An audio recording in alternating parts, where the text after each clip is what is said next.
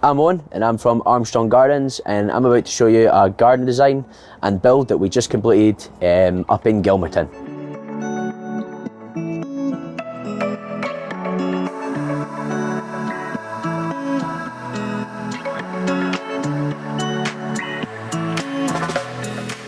Neil got in contact with us just before the end of last year, asking if we could do a design and build. We came out to site, we took some sizes, this was probably about November last year, and we put that onto a CAD plan and created a design from there. Neil asked to have an evening patio area for entertaining, and throughout the day to have the area up at the back, which you can see behind me. So when we arrived here, this back corner actually dropped down by about 800 mil to a metre.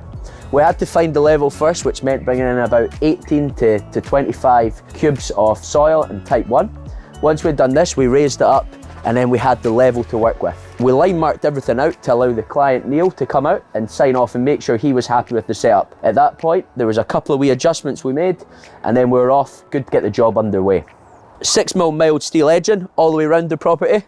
This is from Steelscapes. This comes with all the corner pieces and straights ready, so it allows a really clean finish on the steel as opposed to having to bend it on site ourselves. Once we created the steel and put this all the way around, we then retained the areas for our AstroTurf. The AstroTurf is again on a MOT Type 1 base with then a grit sand leveled and whacked to allow this level. This is Wonder Yarn 26mm pile from Lazy Lawn. This is what we generally install in all of our gardens. The pile's shorter, which means over time it won't flatten. It's dog friendly and it's easy to maintain. One of the great features that we've also installed here is a sugi pergola. The sugi is an ancient form of treatment on larch, and how this done is we scorch the timber. First of all, it's deep charred, and then it's brushed to take off all the loose charcoal that's sitting on top of the board. After that, it gets a light oil, and then it's good for fitting. There was quite a challenge on this job. Because they're so close together, we had to dig the trench as one. If we had dug individual holes, they wouldn't have had the correct strength to hold them and last the test of time. Another addition that the client asked to get put in here was some LED strip lights, which are colour changing, which is a really nice detail. We've also got 2 stone boulders that we've put in here from CD Stone. They are cut and then polished for the surface finish, which creates a great seat. We've gone for a 4 to 10mm ice blue gravel to keep in with the Japanese theme of the garden. We also, as a late addition to this job, the client felt that there wasn't enough seating with the 2 boulders and he didn't want to just add in a couple of chairs. So what we decided to do was to basically scale down this pergola and create a seat. So we've used the same material here, which is sugi larch.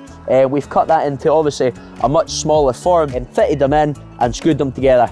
So when we first came to view this job and take the sizes, they didn't actually have the extension at the time. A challenge for that was working out our levels and trying to get all these sizes accurate, which meant that once this was built, we came back and we double checked our sizes. The client didn't have paving or tiles on the inside of the extension prior to us starting, so it was something he asked to do as an additional. What we done was we worked out the bonds on the tiles so that they all line up with the pavers out here, as well as the stepping stones going up to the sugi pergola. Another cool part of this project is the lighting plan. We've gone for copper lighting fittings throughout the beds, which will spot up onto the plants, and as the plants mature, because they're on spikes, we can move these about the bed, shining them onto the plants or small trees and shrubs. So the client also went out and picked up some bollard lights, which we popped in for him. There's a slight different finish on them, but they do match the water bowl that we've placed in here. Round the water bowl, we've got loads of underplanting going up and some grasses and ferns coming round the sides. Another feature that we've went for to tie in with the sugi pergola is these sugi larch structural posts. The client also went for the wireless switch for the features, which are the bollard lights, the spike lights, the colour changing lights, and the water feature over here. This means that in the evening, the client can be sitting in the house, they can turn the lights off and on. There's about a 60-metre radius on this, so regardless of how big your garden is, it can generally do it. So all in all, this was a really good project that we all enjoyed working on, from the design team to doing the planting to the guys on site, and even myself. The client was really good to work for. He had really cool, interesting ideas, which we liked working with and changing things up as we went along. All in all, loved doing the project, and I think it's a great outcome.